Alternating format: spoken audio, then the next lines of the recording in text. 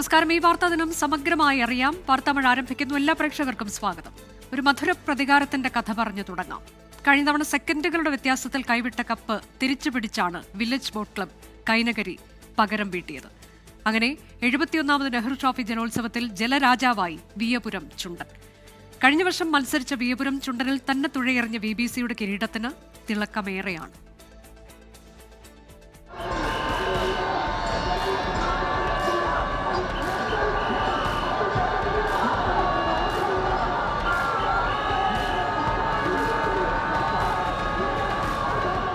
സെക്കൻഡിന്റെ വില ഏറ്റവും അധികം മനസ്സിലാക്കിയ ടീമാണ് വില്ലേജ് ബോട്ട് ക്ലബ് കൈനകരി. 0.005 സെക്കൻഡിന് കഴിഞ്ഞ വർഷം കൈവിട്ട നെഹ്റു ട്രോഫി വ്യക്തമായ ലീഡിൽ സ്വന്തമാക്കാൻ ഇത്തവണ ടീമിനായി.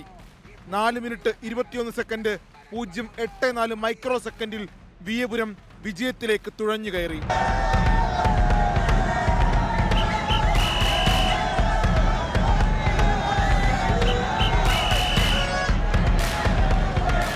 ായിരത്തി 1986-87 വർഷങ്ങളിൽ നെഹ്റു ട്രോഫി നേടിയ ടീം 1988 ശേഷം മത്സരരംഗത്തു നിന്ന് പിന്മാറുകയായിരുന്നു. 2022 വീണ്ടും തിരിച്ചെത്തി. 2ാം വർഷം തന്നെ മിന്നും പ്രകടനമാണ് ടീം കാഴ്ചവെച്ചത്. അന്ന് നിർഭാഗ്യം തട്ടിക്കളഞ്ഞ കിരീടം ഇത്തവണ കൈനകരിയിലേക്ക്. കാലം ഒരിക്കലും ഒന്നിനും മറുപടി പറയാൻ പോയിട്ടില്ല. അതിനുള്ള സത്യമായത് സത്യം. 6ാം ഹീറ്റ്സിൽ മുന്നിലെത്തിയാണ് വിയപുരത്തിന്റെ ഫൈനൽ പ്രവേശം. പുന്നമട ബോട്ട് ക്ലബിന്റെ നടുഭാഗം ചുണ്ടനും പള്ളാത്തുരുത്തി ബോട്ട് ക്ലബിന്റെ മേൽപ്പാടം ചുണ്ടനും നിരണം ബോട്ട് ക്ലബിന്റെ നിരണം ചുണ്ടനുമാണ് വിയപുരത്തിനൊപ്പം ഫൈനലിൽ തുഴയെറിഞ്ഞത്. ആദ്യ ഹീറ്റ്സിൽ ഒന്നാമതെത്തിയെങ്കിലും കാരിച്ചാൽ ചുണ്ടൻ ഫൈനൽ കാണാതെ പുറത്താവുകയായിരുന്നു.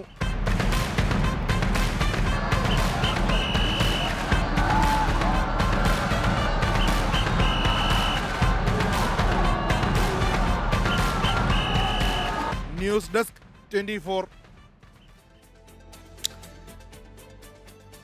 ഇന്നത്തെ വാർത്താദിനം കണ്ട മറ്റൊരു പ്രധാനപ്പെട്ട കാഴ്ച, രാഹുൽ മാങ്കൂട്ടത്തിനെതിരായ ആരോപണങ്ങൾ തള്ളി UDF convener Adoor Prakash MP രംഗത്തെത്തുന്നതാണ്.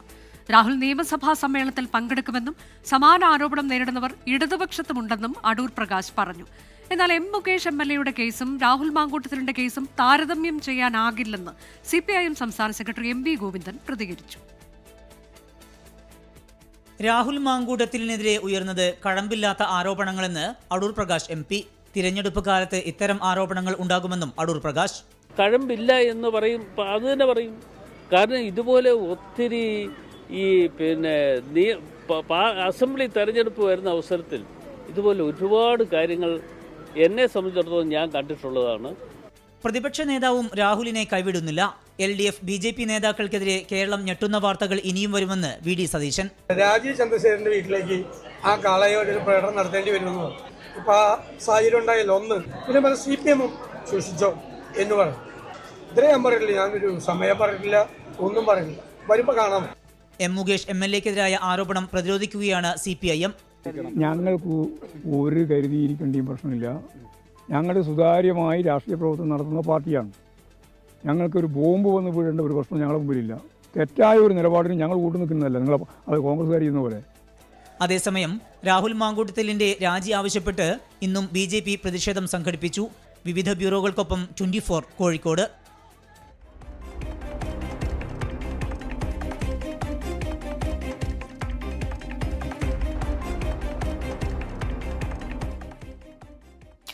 Youth Congress തെരഞ്ഞെടുപ്പിനായി വ്യാജ കാർഡുണ്ടാക്കിയെന്ന കേസിൽ ചോദ്യം ചെയ്യലിനായി രാഹുൽ മാങ്കൂട്ടത്തിൽ ഇന്ന് ഹാജരായില്ല.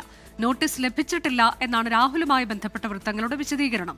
അടൂരിലെ പരിശോധനയിൽ കഴിഞ്ഞ ദിവസം പിടിച്ചെടുത്ത മൊബൈൽ ഫോണുകൾ ക്രൈംബ്രാഞ്ച് ശാസ്ത്രീയ പരിശോധനയ്ക്ക് അയക്കും. യൂത്ത് കോൺഗ്രസ് തെരഞ്ഞെടുപ്പിൽ വ്യാജ തിരിച്ചറിയൽ കാർഡ് നിർമ്മിച്ച കേസിലെ പ്രതികളുടെ ഫോണിൽ നിന്ന് ലഭിച്ച ശബ്ദരേഖയിൽ രാഹുലിന്റെ പേര് പരാമർശിച്ചതോടെയാണ് വീണ്ടും ചോദ്യം ചെയ്യാൻ ക്രൈംബ്രാഞ്ച് തീരുമാനിച്ചിരുന്നത്. ഇന്ന് രാവിലെ 10-ന് തിരുവനന്തപുരത്തെ ഓഫീസിലെത്താനായിരുന്നു അന്വേഷണ സംഘം ആവശ്യപ്പെട്ടത്. എന്നാൽ ക്രൈംബ്രാഞ്ചിൽ നിന്ന് നോട്ടീസ് ലഭിച്ചിട്ടില്ലെന്നാണ് രാഹുലുമായി ബന്ധപ്പെട്ട അടുത്ത വൃത്തങ്ങൾ പറയുന്നത്. ഇന്ന് രാഹുൽ ഹാജരാകാത്ത പശ്ചാത്തലത്തിൽ മറ്റൊരു ദിവസത്തേക്ക് നോട്ടീസ് നൽകാനാണ് ക്രൈംബ്രാഞ്ച് സംഘത്തിന്റെ തീരുമാനം. ആവശ്യം വന്നാൽ രാഹുലിനെ അടൂരിലെ വീട്ടിലെത്തി ചോദ്യം ചെയ്യാനും ആലോചനയുണ്ട്. ഇന്നലെ അടൂരിലെത്തിയ അന്വേഷണ സംഘം സംഘം രാഹുലുമായി ബന്ധപ്പെട്ട യൂത്ത് കോൺഗ്രസ് KSU പ്രവർത്തകരുടെ വീടുകളിൽ വ്യാപക പരിശോധനയാണ് നടത്തിയത്. KSU ജില്ലാ സെക്രട്ടറി നുബിൻ ബിനുവിന്റെ ഫോൺ പിടിച്ചെടുത്തു. മൊബൈൽ ഫോൺ ശാസ്ത്രീയ പരിശോധനയ്ക്ക് അയക്കാനാണ് തീരുമാനം. അതേസമയം ലൈംഗിക ആരോപണങ്ങളിൽ പാർട്ടി നടപടിക്ക് വിധേയനായ രാഹുൽ മാങ്കൂട്ടത്തിൽ MLA പാലക്കാട്ടേക്ക് പോകുന്ന കാര്യത്തിൽ ഇതുവരെ തീരുമാനമായിട്ടില്ല. 24 പത്തനംതിട്ട. കള്ളനെ പേടിച്ച് ബന്ധുവീട്ടിലേക്ക് സ്വർണവുമായി പോയ വീട്ടമ്മയുടെ 20 പവൻ നഷ്ടമായി. KSRTC ബസ്സിലെ യാത്രയ്ക്കിടെയാണ് തിരുവനന്തപുരം പോത്തൻകോട് സ്വദേശി ഷമീന ബീവിയുടെ സ്വർണം നഷ്ടമായത്. പോത്തൻകോട് പോലീസ് അന്വേഷണം തുടങ്ങി.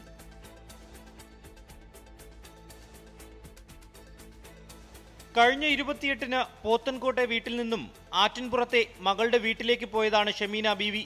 ആകെയുള്ള സമ്പാദ്യമായ 20 പവൻ സ്വർണം വീട്ടിൽ സൂക്ഷിച്ചാൽ കള്ളൻ കൊണ്ടുപോകുമെന്ന് ഭയന്ന കൂടെ കൊണ്ടുപോയി. ഇന്ന് രാവിലെ മകളുടെ വീട്ടിൽ നിന്ന് തിരികെ പോത്തൻകോട് പോകുന്ന വഴിയിൽ സ്വർണം നഷ്ടമാവുകയായിരുന്നു. KSRTC ബസ്സിലായിരുന്നു ഷമീനയുടെ യാത്ര. യാത്രക്കിടെ മോഷണം പോയതെന്നാണ് കരുതുന്നത്.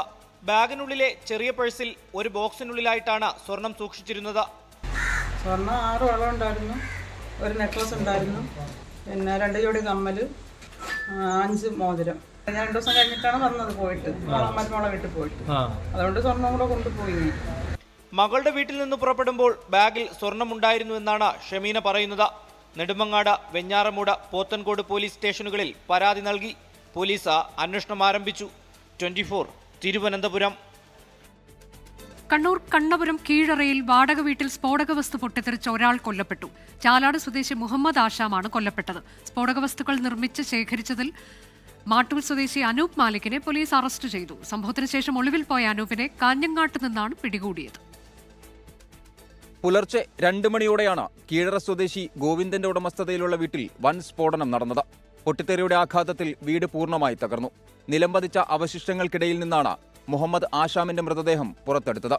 പോലീസ് എത്തി നടത്തിയ പരിശോധനയിൽ പൊട്ടിത്തെറിച്ചത് ഉഗ്രശേഷിയുള്ള സ്ഫോടക വസ്തുക്കളെന്ന് കണ്ടെത്തി. ഇപ്പോഴത്തെ ഒരു സ്റ്റേജിൽ എത്രമാത്രം അവിടെ എക്സ്പ്ലോസീവ് ആയിട്ടുള്ള മെറ്റീരിയൽസ്, ഗൺ പൗഡർ ആണെങ്കിൽ എത്രമാത്രം ഉണ്ടായിരുന്നു എന്ന് ഈ ഒരു സ്റ്റേജിൽ നമുക്ക് അസസ് ചെയ്യാൻ പറ്റില്ല. പക്ഷേ അവിടെ നിന്ന് കിട്ടിയിരിക്കുന്ന സാഹചര്യങ്ങൾ അനുസരിച്ചിട്ട് കുറച്ച് ക്വാണ്ടിറ്റി അവിടെ ഉണ്ടായിരുന്നു എന്നുള്ളതാണ് കാണുന്നത്. അതിൻ്റെ ഇൻവെസ്റ്റിഗേഷന് വേണ്ടിയിട്ട് ഡിസ്ട്രിക്ട് ക്രൈംബ്രാഞ്ചിൻ്റെ നേതൃത്വത്തിൽ, ACPയുടെ നേതൃത്വത്തിൽ ഒരു സ്പെഷ്യൽ ടീമിനെ ഈ അന്വേഷണവുമായി ബന്ധപ്പെട്ടിട്ട് ചുമതലപ്പെടുത്തിയിട്ടുണ്ട്. പയ്യന്നൂരിൽ സ്പെയർ പാർട്സ് കട നടത്തുന്നയാളെന്ന് വിശ്വസിപ്പിച്ചാണ് അനൂപ് വീട് വാടകയ്ക്കെടുത്തതെന്ന വീട്ടുടമസ്ഥയുടെ പ്രതികരണം. അനൂപിനെ പറ്റി ഒന്നും നമ്മൾ അറിയില്ല. അനൂപിനെ പറ്റിയിട്ട് ഒരു ഇങ്ങനെ ഇല്ലേ, ഇത് ഇങ്ങനെയുള്ളൊരു ബിസിനസ്സാണ് നടക്കുന്നതെന്നുള്ളത് ആ നാട്ടുകാർക്കും അറിയുന്നുണ്ടെങ്കിൽ നമ്മളോട് പറയില്ലേ, ഇങ്ങനൊരു ബോംബും സ്ഫോടനവും അതിൻ്റെ ഉള്ളിൽ വെച്ചിട്ട് അവർ നടത്തുന്നു. അനൂപിന്റെ നിർദ്ദേശത്തിനനുസരിച്ച് സ്ഫോടക വസ്തുക്കൾ നിർമ്മിച്ച് എത്തിച്ചു നൽകുന്നത് കൊല്ലപ്പെട്ട ആശാമാണെന്നാണ് കണ്ടെത്തൽ. അനൂപ് മാലിക് ആർക്ക് വേണ്ടിയാണ് സ്ഫോടക വസ്തുക്കൾ നിർമ്മിക്കുന്നത് എന്ന കാര്യത്തിൽ വ്യക്തതയുണ്ടായിട്ടില്ല. ഇതിനായി ഇയാളെ പോലീസ് വിശദമായി ചോദ്യം ചെയ്യും. അനൂപിനെതിരെ വിവിധ സ്റ്റേഷനുകളിലായി സ്ഫോടക വസ്തു നിയമപ്രകാരമുള്ള 6 കേസുകൾ നിലവിലുണ്ട്. 24 കണ്ണൂർ. കണ്ണപുരത്ത് സ്ഫോടക വസ്തു പൊട്ടിത്തെറിച്ച ഒരാൾ കൊല്ലപ്പെട്ട സംഭവത്തിൽ സമഗ്ര അന്വേഷണം ആവശ്യപ്പെട്ട് രാഷ്ട്രീയ നേതൃത്വങ്ങൾ. പ്രതിക്ക് കോൺഗ്രസ് ബന്ധമുണ്ടെന്ന് CPIM ആരോപിച്ചു. ആർക്കുവേണ്ടി ബോംബ് നിർമ്മിച്ചുവെന്ന് കണ്ടുപിടിക്കണമെന്ന് കോൺഗ്രസ് ആവശ്യപ്പെട്ടു. സ്ഫോടക വസ്തു പൊട്ടിത്തെറിച്ച കേസിലെ പ്രതി അനൂപ് മാലിക്കിന് കോൺഗ്രസ് ബന്ധമുണ്ടെന്നാണ് CPIM ആരോപണം. സമാന സംഭവങ്ങളിൽ അനൂപ് പ്രതിയാണെന്ന് CPIM കണ്ണൂർ ജില്ലാ സെക്രട്ടറി KK രാഗേഷ്. അല്ല, ഈ അനൂപ് എന്ന് പറയുന്ന ആൾ കോൺഗ്രസിന്റെ വളരെ അടുത്ത ആളാണല്ലോ. ഞാനത് പറയാതിരിക്കുന്ന അയാൾ ഇവിടെയാണ് ഉള്ളത്, അല്ല പുറത്തെവിടെയെങ്കിലാണ് ഉള്ളതെന്നുള്ളതുകൊണ്ട് ഞാനിപ്പോൾ പറയുന്നില്ല വെച്ചതാണ്. അനൂപ് മാലിക്കിന്റെ പശ്ചാത്തലം അന്വേഷിച്ചാൽ എല്ലാം വ്യക്തമാകുമെന്ന് CPIM സംസ്ഥാന സെക്രട്ടറി MV ഗോവിന്ദൻ. ഇതുപോലെയുള്ള ഒരു സ്ഫോടനം ഇടയാക്കുന്ന സാഹചര്യം ഉണ്ടായത് സംബന്ധിച്ച് സമഗ്രമായ ഒരു അന്വേഷണം ഫലപ്രദമായിട്ട് പോലീസ് നടത്തേണ്ടതുണ്ട് എല്ലാ അർത്ഥത്തിലും. ബോംബ് നിർമ്മാണത്തിനിടെയുണ്ടായ സ്ഫോടനമാണെന്ന് DCC അധ്യക്ഷൻ മാർട്ടിൻ ജോർജ് പ്രതികരിച്ചു. അനൂപ് എന്തിന് ബോംബ് നിർമ്മിച്ചെന്നും ആർക്ക് കൊടുത്തുവെന്ന് അന്വേഷിക്കണമെന്നും മാർട്ടിൻ ജോർജ്. ഈ അനൂപിന്റെ പേരാണ് ഇപ്പോൾ പറയുന്നത്. അങ്ങനെയാണ് എങ്കിൽ അത് കൃത്യമായി അദ്ദേഹം എന്തിനു നിർമ്മിക്കുന്നു, ഈ ബോംബ് നിർമ്മിച്ച അദ്ദേഹം എവിടെയാണ് ഇതിന്റെ സപ്ലൈ ചെയ്യുന്നത് എന്നുള്ള കാര്യം അന്വേഷിക്കണം. ഒരിടവേളയ്ക്ക് ശേഷം കണ്ണൂരിൽ സ്ഫോടനത്തിന്റെ പേരിൽ രാഷ്ട്രീയ ആരോപണ പ്രത്യാരോപണങ്ങൾ കടുക്കുകയാണ്. News desk 24.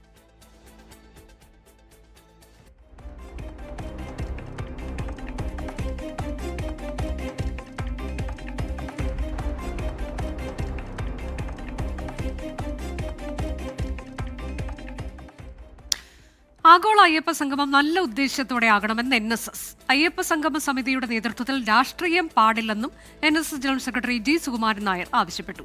അയ്യപ്പ സംഗമത്തിൽ ആശങ്ക പ്രകടിപ്പിച്ച യോഗക്ഷേമ സഭയും രംഗത്തെത്തി. പരിപാടിയിലേക്ക് BJP നേതാക്കൾ ഉൾപ്പെടെയുള്ള എല്ലാ ഭക്തരെയും ക്ഷണിക്കാൻ തിരുവിതാംകൂർ ദേവസ്വം ബോർഡ് തീരുമാനിച്ചിട്ടുണ്ട്. സെപ്റ്റംബർ 20-ന് പമ്പയിൽ നടക്കുന്ന ആഗോള അയ്യപ്പ സംഗമത്തിന് NSSന്റെ പിന്തുണയുണ്ടെന്ന് വന്നതോടെ സംഭവിച്ച വിവാദങ്ങൾ കണക്കിലെടുത്താണ് general secretary G. Sukumaran Nair നിലപാട് വിശദീകരിച്ചത്. ആഗോള അയ്യപ്പ സംഗമം നല്ല ഉദ്ദേശത്തോടെയാകണം. സംഗമ സമിതിയുടെ നേതൃത്വത്തിൽ രാഷ്ട്രീയം പാടില്ല. സമിതി അയ്യപ്പ ഭക്തരെ മാത്രം ഉൾക്കൊള്ളുന്നതാകണം. എങ്കിൽ മാത്രമേ ഉദ്ദേശിക്കുന്ന ലക്ഷ്യം സാധ്യമാകൂവെന്ന് G. സുകുമാരൻ നായർ പ്രസ്താവനയിൽ പറഞ്ഞു. ആഗോള അയ്യപ്പ സംഗമത്തിന് BJP എതിരാണെങ്കിലും കേന്ദ്രമന്ത്രിമാരെയും BJP നേതാക്കളെയും സംഗമത്തിന് ക്ഷണിക്കും. സംഘടന എന്ന നിലയിലല്ല, അയ്യപ്പ ഭക്തരെന്ന നിലയിൽ വ്യക്തികളെയാണ് ക്ഷണിക്കുന്നതെന്നാണ് തിരുവിതാംകൂർ ദേവസ്വം ബോർഡിന്റെ വിശദീകരണം. ബ്രാഹ്മണരുടെ സംഘടനയായ യോഗക്ഷേമ സഭയും അയ്യപ്പ സംഗമത്തെ വിമർശിച്ച് രംഗത്ത് വന്നു. അതൊരു സാമ്പത്തിക വിഷയങ്ങളാണോ, നാടൻ ഭാഷയിൽ പറഞ്ഞ ഇലക്ഷൻ സ്റ്റാൻഡാണോ, ഇതൊക്കെയാണോ ഉദ്ദേശിക്കുന്നത്? സംശയം തോന്നിപ്പോന്നില്ല. ആരും കുറ്റം പറയാൻ പറ്റില്ല. സുതാര്യമായി നടത്തിയാൽ, അതല്ലേ ബോധ്യപ്പെടുത്തിയാൽ അങ്ങനെയാണ് അത് വേണ്ടതെന്നാണ് സഭയുടെ വ്യക്തമായ കാഴ്ചപ്പാടും അഭിപ്രായവും. സർക്കാരിന്റെ നീക്കത്തിൽ സംശയം പ്രകടിപ്പിച്ച് അയ്യപ്പ സംഗമത്തിനില്ലെന്ന് പ്രഖ്യാപിച്ചിട്ടുണ്ടെങ്കിലും പ്രതിപക്ഷ നേതാവ് VD സതീശനെ വീണ്ടും ക്ഷണിക്കും. മുഖ്യ രക്ഷാധികാരിയായി നിശ്ചയിച്ചിട്ടുള്ള പ്രതിപക്ഷ നേതാവിനെ ദേവസ്വം ബോർഡ് പ്രസിഡന്റും അംഗങ്ങളും ചേർന്ന് സെപ്റ്റംബർ 2-ന് നേരിട്ട് ക്ഷണിക്കാനാണ് തീരുമാനം. വിശ്വാസ സംഗമം എന്നതിനപ്പുറം രാഷ്ട്രീയമോ സാമ്പത്തികമായ താല്പര്യങ്ങളൊന്നും പരിപാടിക്ക് പിന്നിലില്ലെന്നാണ് ദേവസ്വം ബോർഡിന്റെ വിശദീകരണം. 24 തിരുവനന്തപുരം. ഷാങ്ഹായ് ഉച്ചകോടിയിൽ പങ്കെടുക്കുന്നതിനായി പ്രധാനമന്ത്രി നരേന്ദ്രമോദി ചൈനയിൽ. നാളെ ചൈനീസ് പ്രസിഡന്റ് ഷീ ജിൻപിങ്ങുമായി കൂടിക്കാഴ്ച നടത്തും. കൂടിക്കാഴ്ച ലോക രാഷ്ട്രീയത്തിൽ ഏറെ നിർണായകമാണ്. 2 ദിവസത്തെ ജപ്പാൻ സന്ദർശനം പൂർത്തിയാക്കിയാണ് പ്രധാനമന്ത്രി നരേന്ദ്രമോദി ചൈനയിൽ എത്തിയത്. നാളെ നടക്കുന്ന ഷാങ്ഹായ് ഉച്ചകോടിയിൽ നരേന്ദ്രമോദി പങ്കെടുക്കും. 7 വർഷങ്ങൾക്ക് ശേഷം ചൈന സന്ദർശിക്കുന്ന മോദിക്ക് ഊഷ്മള സ്വീകരണമാണ് ലഭിച്ചത്.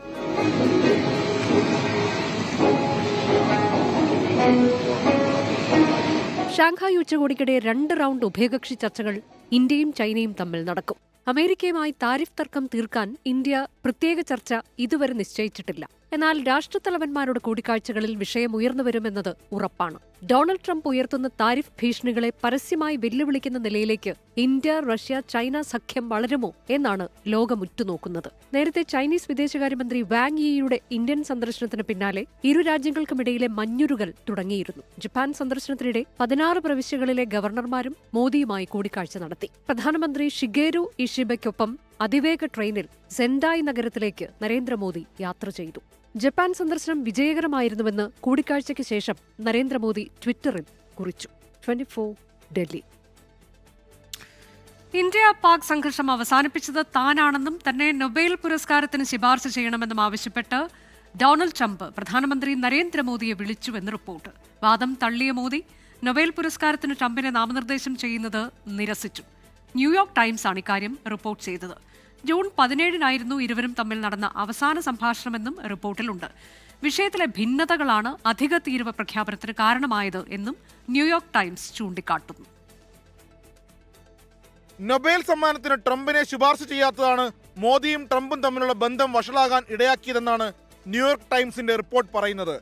ഇന്ത്യ പാകിസ്ഥാൻ വെടിനിർത്തൽ തന്റെ ശ്രമഫലമായാണ് സാധ്യമായതെന്നും പാകിസ്ഥാൻ തന്നെ നൊബേൽ സമ്മാനത്തിന് ശുപാർശ ചെയ്യാൻ പോവുകയാണെന്നും ഇന്ത്യയും തന്നെ നൊബേൽ സമ്മാനത്തിന് ശുപാർശ ചെയ്യണമെന്നും മോദിയോട് ജൂൺ 17-ന് ഡൊണാൾഡ് ട്രംപ് ഫോണിലൂടെ ആവശ്യപ്പെട്ടുവെന്നാണ് റിപ്പോർട്ട് പറയുന്നത്.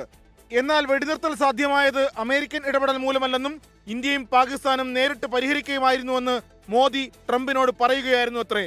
ഇതാണ് മോദിയും ട്രംപും തമ്മിലുള്ള ബന്ധം വഷളാക്കിയതെന്നും ട്രംപിന്റെ അധിക തീരുവ, പിഴത്തീരുവ പ്രഖ്യാപനങ്ങളിലേക്ക് നയിച്ചതെന്നുമാണ് പത്രം പറയുന്നത്.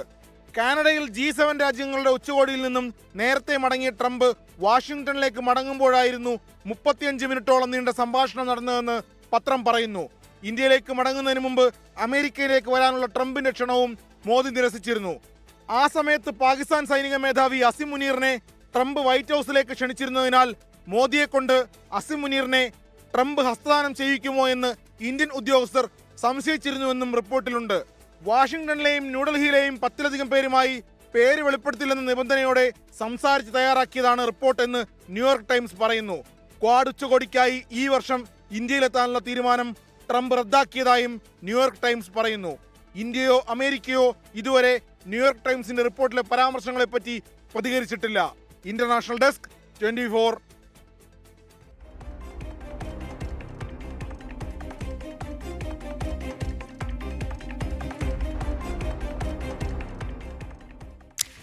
അമേരിക്കൻ പ്രസിഡന്റ് ഡൊണാൾഡ് ട്രംപിന് തിരിച്ചടിയായ ഒരു കോടതി വിധിയുടെ വാർത്തയിലേക്കാണ് ഇനി. ട്രംപ് പ്രഖ്യാപിച്ച ഇറക്കുമതി തീരുവകൾ മിക്കതും നിയമവിരുദ്ധം എന്നതാണ് അമേരിക്കൻ അപ്പീൽ കോടതി വിധി. ഒക്ടോബർ 14 ട്രംപിന് സുപ്രീം കോടതിയെ സമീപിക്കാം. അതുവരെ വിധി പ്രാബല്യത്തിൽ വരില്ല എന്നും കോടതി അറിയിച്ചു. അതേസമയം കോടതി നിരീക്ഷണം തള്ളി പ്രസിഡന്റ് ഡൊണാൾഡ് ട്രംപ് രംഗത്തെത്തി. അമേരിക്ക രാജ്യങ്ങൾക്കുമേൽ ചുമത്തിയ അധിക ഇറക്കുമതി തീരുവ നിയമവിരുദ്ധമെന്നാണ് അമേരിക്കൻ അപ്പീൽ കോടതിയുടെ വിധി. അടിയന്തര സാമ്പത്തിക സാഹചര്യത്തിലാണ് താരിഫുകൾ പ്രഖ്യാപിച്ചതെന്ന വാദം തള്ളിയ കോടതി ട്രംപിന് സുപ്രീം കോടതിയെ സമീപിക്കാൻ 14 ദിവസത്തെ സമയം നൽകി. അതുവരെ വിധി പ്രാബല്യത്തിൽ വരില്ലെന്നും കോടതി അറിയിച്ചു. അതേസമയം താരിഫ് വിഷയത്തിൽ കോടതി പക്ഷപാതപരമായി പെരുമാറുന്നെന്നും തീരുവ പിൻവലിച്ചാൽ അമേരിക്ക തകരുമെന്നും ട്രംപ് സമൂഹമാധ്യമമായ ട്രൂത്ത് സോഷ്യലിൽ കുറിച്ചു. താരിഫിനെതിരായ നിലപാട് രാജ്യത്തെ സാമ്പത്തികമായി ദുർബലമാക്കുമെന്നും അവസാനം അമേരിക്ക തന്നെ വിജയിക്കുമെന്നും ട്രംപ് കുറിച്ചു. അടിയന്തര സാമ്പത്തിക സാഹചര്യത്തിൽ പ്രസിഡന്റിന് അസാധാരണ അധികാരം നൽകുന്ന നിയമപ്രകാരമാണ് രാജ്യങ്ങൾക്കുമേൽ താരിഫ് ചുമത്തിയതെന്ന് ട്രംപ് കോടതിയെ അറിയിച്ചെങ്കിലും ഇത്തരത്തിൽ താരിഫ് ചുമത്താൻ പ്രസിഡന്റിന് അധികാരമില്ലെന്നാണ് കോടതി പറഞ്ഞത്. നിയമം നിർമ്മിക്കാനുള്ള അധികാരം അമേരിക്കൻ കോൺഗ്രസിനാണെന്നും കോടതി ചൂണ്ടിക്കാട്ടി. അമേരിക്കൻ കമ്പനികളെയും രാജ്യത്തെ തൊഴിലാളികളെയും പിന്തുണയ്ക്കുന്നതിനു വേണ്ടിയാണ് താരിഫ് ചുമത്തിയതെന്ന് ട്രംപിന്റെ ന്യായീകരണം. എന്നാൽ താരിഫ് ചുമത്തിയത് നിയമവിരുദ്ധമാണെന്ന് മെയ് മാസം തന്നെ അന്താരാഷ്ട്ര വാണിജ്യ കോടതി പ്രഖ്യാപിച്ചിരുന്നു. News desk 24. സംസ്ഥാനത്ത് സർവകാല റെക്കോർഡ് മറികടന്നിരിക്കുന്നു ഇന്നത്തെ സ്വർണ്ണവില. അമേരിക്കൻ തീരുവയും ഭൗമ രാഷ്ട്രീയ പ്രശ്നങ്ങളും വിപണിയിലുണ്ടാക്കിയ അനിശ്ചിതത്വമാണ് വിലക്കയറ്റത്തിന് കാരണമായത്. ഒരു പവൻ ഒറ്റയടിക്ക് 1200 രൂപ ഉയർന്ന് 76,960 രൂപയാണ് ഇന്നത്തെ സ്വർണ്ണവില. കഴിഞ്ഞ കുറേ ദിവസങ്ങളായി ചാഞ്ചാട്ടത്തിലാണ് സ്വർണ്ണവില. ഏറിയും കുറഞ്ഞു നിന്ന ശേഷം തുടർച്ചയായി വർദ്ധിക്കുന്ന ട്രെൻഡിലേക്കാണ് സ്വർണത്തിന്റെ ചുവടുമാറ്റം. ഇന്ന് പവന് 1200 രൂപ ഉയർന്ന് 76,960 രൂപയിലെത്തി. ഗ്രാമിന് 150 രൂപ കൂടി 9,620 രൂപയായി. പണിക്കൂലി കൂടുന്നതിനനുസരിച്ചും GSTയും ചേർത്ത് ആഭരണമായി വാങ്ങുമ്പോൾ വില വീണ്ടും കൂടും.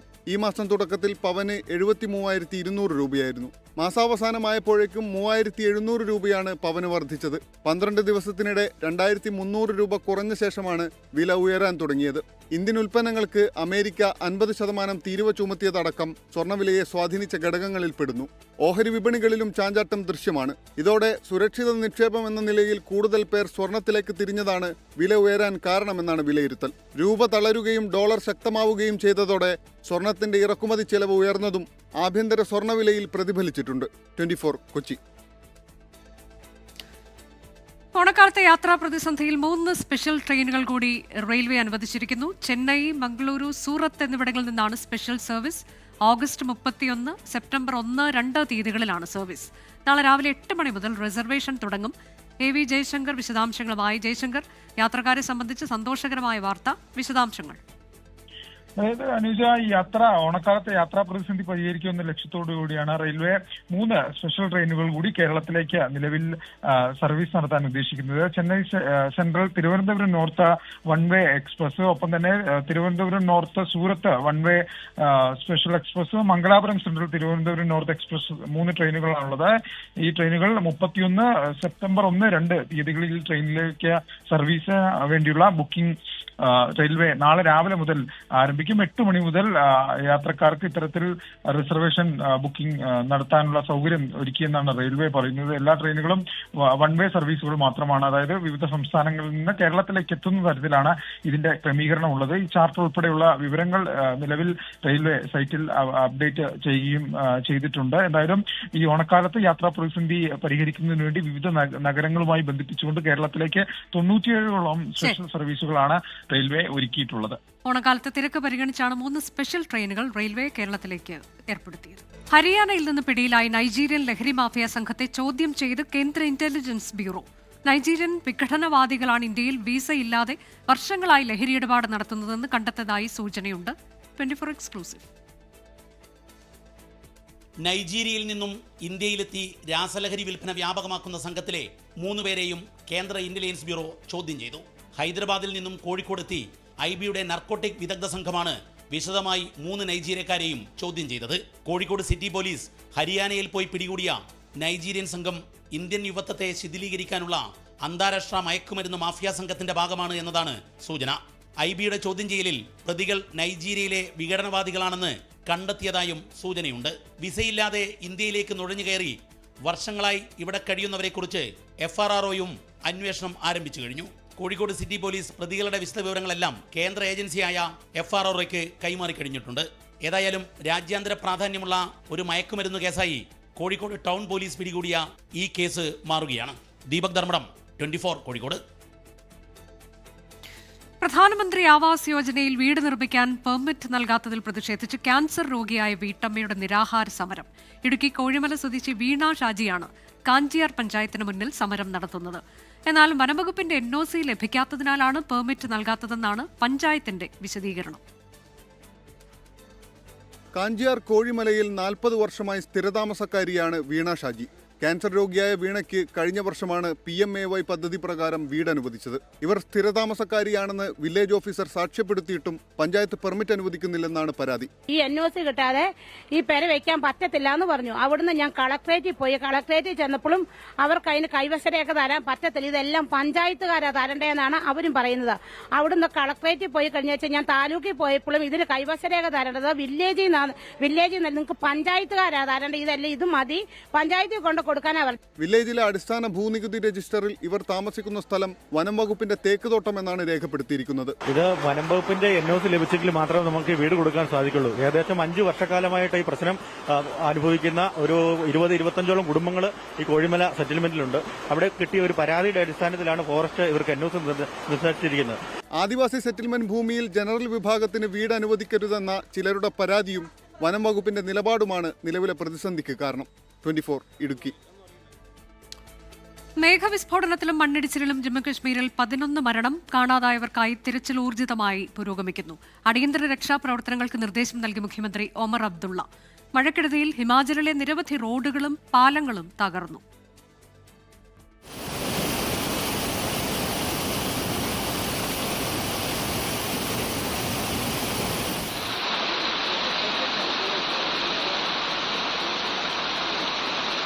ജമ്മു കാശ്മീർ റിയാസിയിൽ ഇന്ന് പുലർച്ചെയാണ് മണ്ണിടിച്ചിലുണ്ടായത്. 5 കുട്ടികളടക്കം ഒരു കുടുംബത്തിലെ 7 പേർ മരിച്ചു. റംബാനിലെ രാജ്ഗഡിലുണ്ടായ മേഘവിസ്ഫോടനത്തിൽ നിരവധി വീടുകൾ ഒലിച്ചുപോയി. ദുരന്തത്തിൽ മുഖ്യമന്ത്രി ഒമർ അബ്ദുള്ള ദുഃഖം രേഖപ്പെടുത്തി. ദുരിതബാധിത മേഖലകളിൽ രക്ഷാപ്രവർത്തനങ്ങൾ പുരോഗമിക്കുകയാണ്.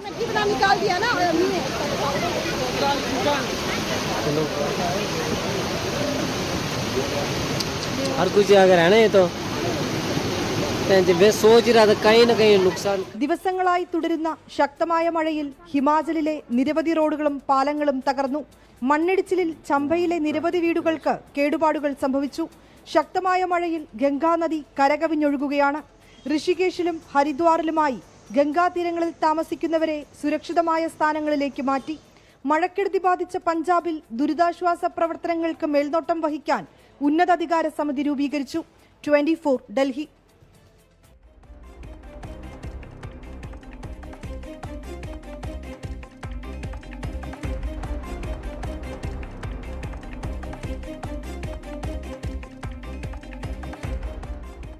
രാഹുൽ ഗാന്ധിയുടെ വോട്ടറധികാർ യാത്രയിൽ അണിചേർന്ന് സമാജ്വാദി പാർട്ടി അധ്യക്ഷൻ അഖിലേഷ് യാദവ്. തെരഞ്ഞെടുപ്പ് കമ്മീഷൻ BJPയുടെ തട്ടിക്കൂട്ട് കമ്മീഷനായി മാറിയെന്ന് ആണ് വിമർശനം.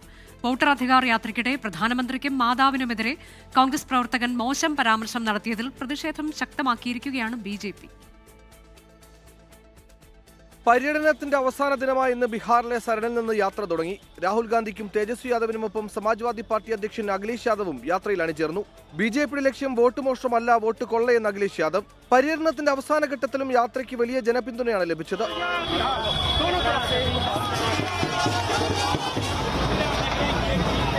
ഓഗസ്റ്റ് 17 ബീഹാറിലെ സാസാറാമിൽ നിന്ന് ആരംഭിച്ച യാത്രയിൽ തമിഴ്നാട് മുഖ്യമന്ത്രി MK സ്റ്റാലിൻ, കർണാടക മുഖ്യമന്ത്രി സിദ്ധരാമയ്യ തുടങ്ങി ഇന്ത്യ സഖ്യത്തിലെ മുതിർന്ന നേതാക്കളടക്കം അണിനിരന്നിരുന്നു. നാളെ ഒരു ദിവസത്തെ ഇടവേളയ്ക്ക് ശേഷം സെപ്റ്റംബർ 1 പദയാത്രയോടെ വോട്ടധികാര യാത്ര അവസാനിക്കും. പര്യടനത്തിനിടെ പ്രധാനമന്ത്രിക്കും മാതാവിനുമെതിരെ കോൺഗ്രസ് പ്രവർത്തകൻ മോശം പരാമർശം നടത്തിയതിൽ പ്രതിഷേധിച്ച് AICC ആസ്ഥാനത്തേക്ക് BJP പ്രവർത്തകർ മാർച്ച് നടത്തി. 24 ഡൽഹി.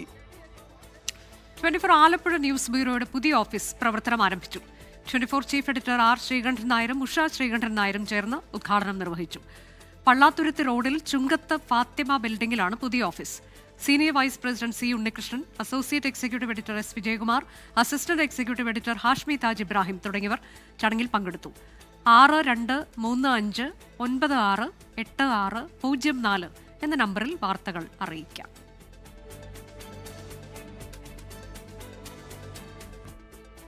ഗോപു നന്ദിലത് ജി മാർട്ടിന്റെ ഓണാഘോഷത്തിന്റെ ഭാഗമായി Nandilath G mart Atham Pathonam Lakhpati offer 4ാം ദിവസത്തെ വിജയിയെ നറുക്കെടുപ്പിലൂടെ പ്രഖ്യാപിച്ചു.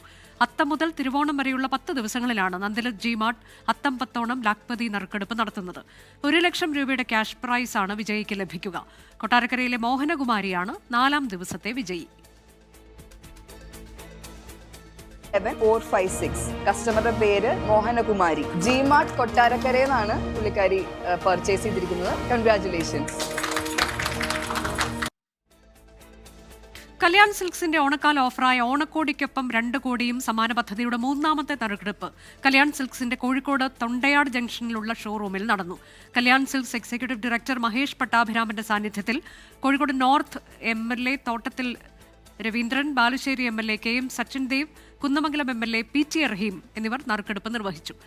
വീക്ക്ലി ബമ്പർ സമ്മാനമായി 25 പവൻ സ്വർണത്തിന് ജ്യോതി വി അർഹയായി. Shimi TB, Ashraf PS, Aswathi PJ എന്നിവരാണ് വീക്ക്ലി സമ്മാനമായി മാരുതി ബലേനോ കാർ സ്വന്തമാക്കിയത്. കല്യാൺ സിൽക്സ് ഇതൊരു 10ാമത്തെ വർഷമാണ് ഈ ഇങ്ങനത്തെ ഒരു സമ്മാന പദ്ധതി ഓണക്കാലത്ത് നടത്തി വരുന്നത്. അപ്പോൾ ഇപ്രാവശ്യം ആദ്യം ഓണക്കോടിക്കൊപ്പം 1 കോടി എന്ന് വെച്ച് തുടങ്ങിയതാണ്. ഇന്നിപ്പോൾ 10 വർഷത്തോളം ആകുമ്പോൾ ഓണക്കോടിക്കൊപ്പം 2 കോടി എന്നുള്ള നിലയ്ക്ക് നമ്മൾ എത്തിയിട്ടുള്ളത്. ഓരോ നറുക്കെടുപ്പിലും നമ്മൾ 25 പവൻ സ്വർണം, 3 കാറ്, 30 സ്കൂട്ടറാണ് ഒരു മാസം നമ്മൾ കൊടുക്കണത്. അതിൽ 3 നറുക്കെടുപ്പ് ഇപ്പോൾ കഴിഞ്ഞു. ഇനിയിപ്പോൾ 4ാമത്തെ നറുക്കെടുപ്പും കൂടി ഉണ്ട്. അത് കൊല്ലത്ത് വെച്ചിട്ടാണ് നടക്കുന്നത്. ഇനി ഇപ്പോഴത്തെ കാലാവസ്ഥ.